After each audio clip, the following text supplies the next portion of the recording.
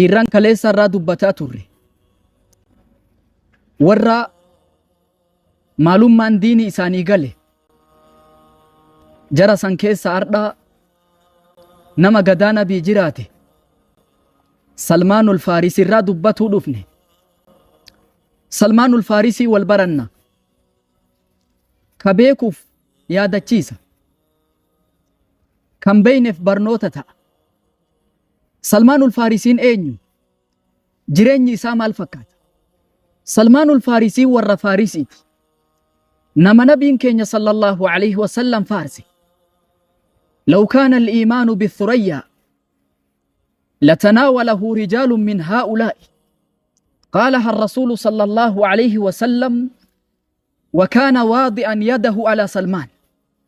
harka isaanii bareedaa san Salmaanin gubbaa kaa'anii osoo iimaanni urjii samii keessa jiru irra jiraatellee dhiirti warra kanaa deemtee qabsiifatteedhe rasuulli alayhi salaatu wassalaam.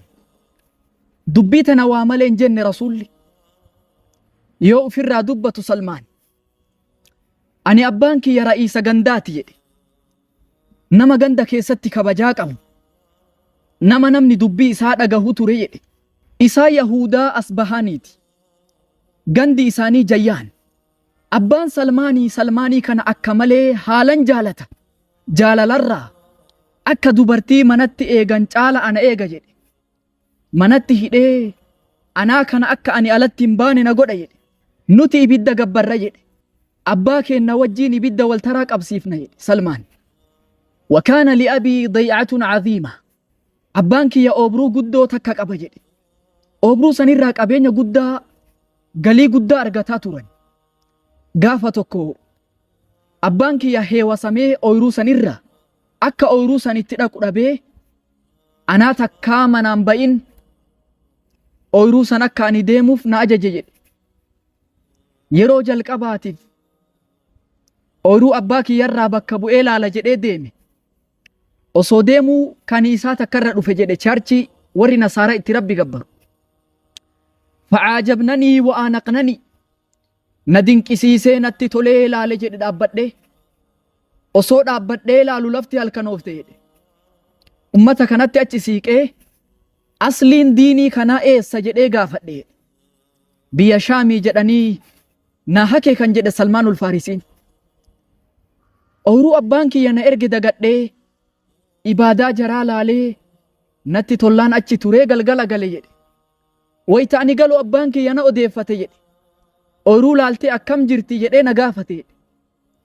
ooyruu laaluu dhiisi ani waan takkaa umrii kiyyan argin arge. ibaadaa nuti waltaraa ibidda qabsiisnee gabbarrurra santu keennarra caala jedhee abbaatti hime Salmaan. abbaan kiyya irrifate jedhe. duraa jaalalarraa manatti na hidhaa hardha ammoo anatu amantii jijjiirrataaf manatti na hidhe jedhe. sansalata abbaan kiyya tolchee lukaa fi harka manatti na hidhe jedhe. gaafa kaani abbaan kiyya na biraa deemnan dhukadhee jara rabbiin charchii keessatti gabbartu sanitti warra nasaaratti dhaqee akkamitti akka barachuu danda'u biyya Shaamitti akka deemuu danda'u jara gaafadhe. naggaadee wayita achi irraa dhufte sii himna yoo deemuu barbaadde jara wajji deemtanaan jedhan jedhe. dubbii kana jara irraa dhagahee galee hidhaa abbaa kiyyatti deebee jedhe Salmaan. gaafa kaani naggaadeen hin dhufte Salmaanul Faarisii yoo deemuu barbaadde naggaadeen dhufte ka'i jedhanii itti himan. dhukatee abbaa isaa abbaa da'otti dhiisee tare. abbaan barbaadee soqeen dhabe. Salmaan biyya Shaamii naggaadee wajji dhufe. gaafa biyya Shaamii dhufu Salmaan irra beekaa nama amantii tana beekuu gaafate. usquf naan jedhan jedhe. qeesii ol phaaphaasii gadi itti dhaqee seenaa kiyya guutuu itti hime jedhe. sababni ani biyya kana dhufeef amantii tana barachuu dhufe. isin bira taa'ee baratuu barbaada ani jennaan tole naan jedhee ufitti na fuudhe jedhe. gaafa isa bira dhaqee wajji turee irraa barachuu eegalu adeemsa baruu barsiisuu keessatti namni kun fokkataa ta'u arge jedhe. Muhaadaraa namatti godhee, sagantaa garagaraa namatti godhee, maallaqa namarraa guuree kanzii dilbii ufii keessatti dhoyfata jedhe. Rakkataa gargaara jedhee guuree maallaqa dhoyfata jedhe. Osoo wajji jiru namni kun hin du'e jedhe. Gaafa inni du'u ummanni boo'ee wal boochisee isa awwaaluu dhufnaan namni isin akkanatti boottaniif kun nama badaadha, muhaadaraa isinitti godhee maallaqa isinirraa guuree ufi ol kaayyata jedhee itti hime jedhe. Akkamitti beeyta jedhanii na gaafatan jedhe. Kanzii inni itti dhoyfatee maallaqa dhoyse san itti garsiise.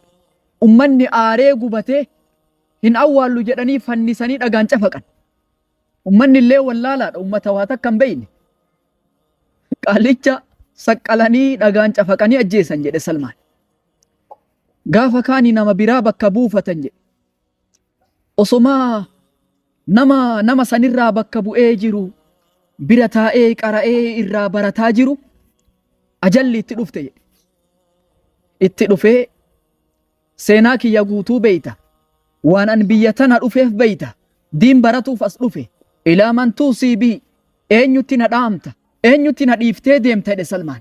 Ayi bunayya jedheen, yaa ilma koo nama diinii nuti har'a irra jirru ka irra jiru haqaan qabateen beeku ka biraa bilmawsil, biyya Mawsil biyya Iraaqii keessatti argamti. Nama wahiitu achi jira, achi dhaqii irraa baradhu naan jedhan jedhe Salmaan. Nama kana geggeessee Iraaqiin dhaqe Mawsil diin baratuuf haqa barbaaduuf kiloomeetira hedduu qaxxaamureetti dhaqe. Seenaa kiyya guutuu bi'akmalihaa itti hime jedhe. Rakkoo keessa darbee fi akkaataa barumsarra dhufe. Ebeluu bira dhaqee, ebelu naa dhaamee, ebeluun ammoo si naa dhaame, sirraa baratuu dhufe jedhee itti hime jedhe. Na simatee na barsiise jedhe. Osoo wajji jiru ajalli rabbii kanallee itti dhufte jedhe. Mokkora kunilleen innilleen ay bunayya yaa mucaa kiyya nama har'a diin nuti irra jirru ka haqaan qabate biraa hin beeku. Binasiibiina biyya Falasxiinii keessatti argama. Achi dhaqii diin irraa qabsiifadhu naan jedhan jedhe. Kiloomeetira hedduu diin barachuudhaaf bakka sanillee dhaqe jedhe Salmaan. Seenaa kiyya guutuu itti himee, akkaataa itti as gahe itti himee, kunillee na simatee na barsiise. Osoma irraa baradhuu kunillee ajalli rabbii itti dhufti. Sheekonni inni irraa qara'u hundi ajala rabbiititti itti dhufa. Salmaan kanallee eenyutti na dhiifta jedhee gaafate. Eenyuuf naa dhaamta? Eessa dhaqa? jedhee gaafate kanallee. Amuriyyaa bakka jedhamtu dhaameef. Nama diinii nuti irra harkaa qabnu kan, diinii nasaaraa kan nuti irra irra jirru kana, Amuriyyaa biyya Turkii keessatti argama. Achi dhaqii irraa baradhu, irra qabsiifadhu naan jedhan jedhe. Kiloomeetira hedduu qaxxaamuree sanillee itti dhaqe. Gaafaan achi dhaqu seenaa kiyya guutuu itti himee, akkaataa barnootaaf dhufe, nama isaa dhaame hunda itti himee, kunillee na simate na barsiise. Osoo irraa baradhu waa dalagatutti seene. Ani osoo isa jala baradhu abbaa hoolotii fi re'ee loon hunda qabu jedhe. Kassabadhee tolfadhe jedhe hiree hunda. Osoo baratuu rizqii qadhaabate Salmaan. Barachuun dalagachuu naman dhoorgituu Salmaantu nu barsiise. Osumaa baratuu dalagate Salmaan.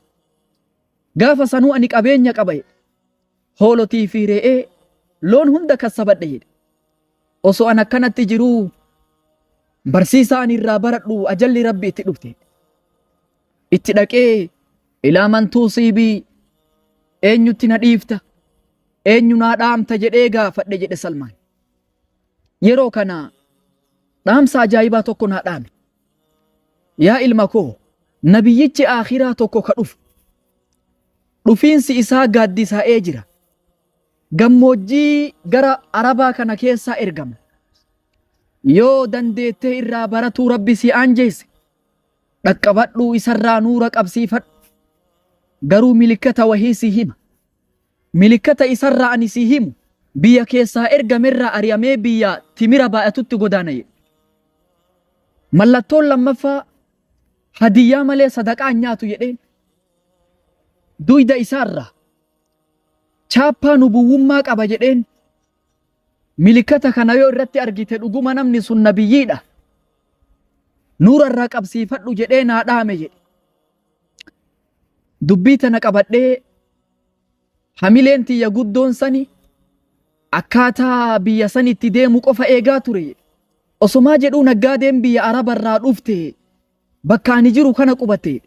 Naggaadota kanaan waan barbaaddan natti qabadha. Qabeenya barbaaddan isinii kenna.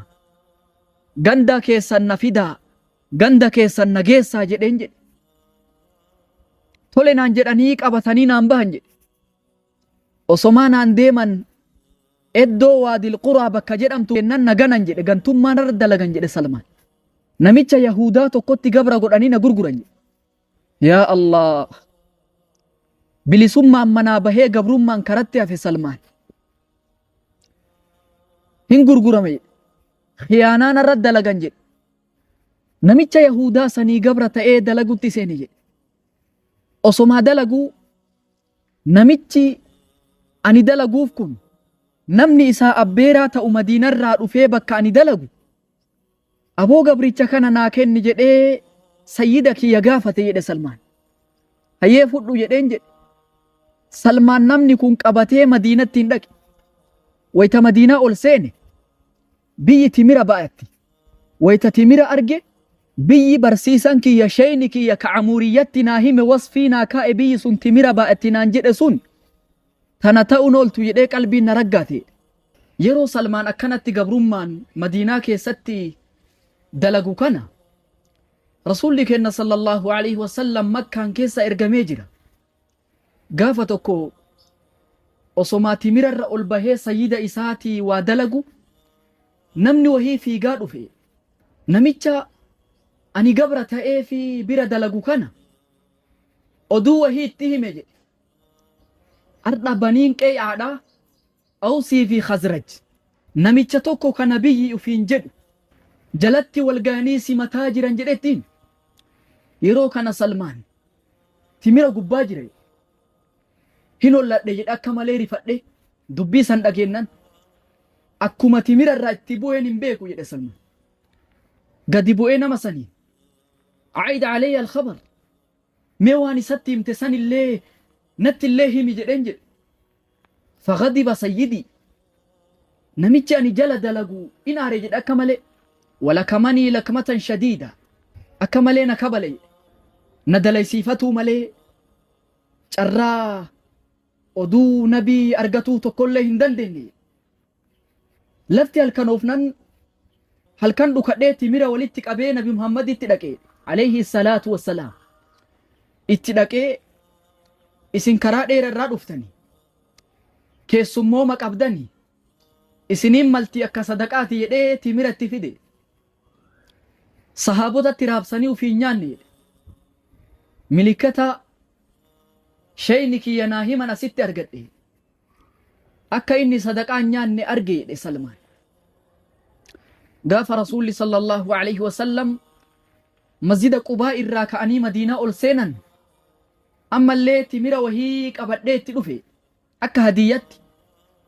Hadiyyaadha jedhee itti kenninaan nyaate. Hadiyyaa nyaatu sadaqaa nyaatuu dhabuu isaa milikkata argadhe. Gaafa kaani namni wahii du'ee baqii itti osoo Rasuulli nama awwaalaa jiran Nabi Muhammadiin irra mare jedhe Salmaan alayhi salaatu wassalaam.